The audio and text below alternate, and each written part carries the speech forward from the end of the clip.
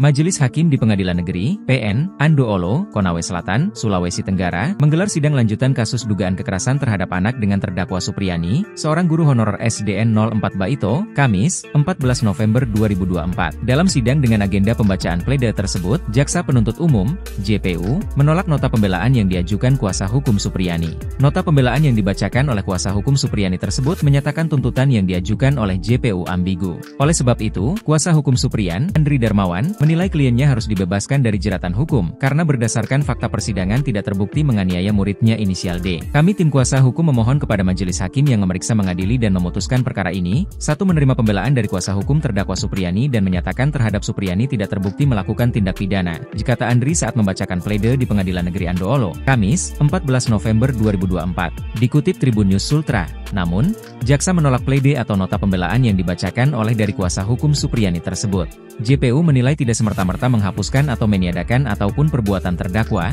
sebagaimana yang telah dibuktikan di persidangan. Meski demikian, pihak JPU menyatakan menghargai jerih payah kuasa hukum dalam membela Supriyani. Kami sangat menghargai jerih payah saudara tim penasehat hukum dalam membela kliennya untuk mendapat keadilan seadil-adilnya, kata jaksa.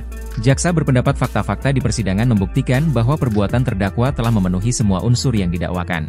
Berdasarkan alasan yang telah dikemukakan oleh JPU sebelumnya, lanjut dia, pihaknya menuntut Supriyani dijatuhi vonis bebas. Sehingga kami menuntut bebas terdakwa dari segala tuntutan hukum, bahwa kami tetap pada pendapat kami sebagaimana telah kami sampaikan dalam tuntutan pidana yang telah kami bacakan pada persidangan tanggal 11 November 2024, ujarnya.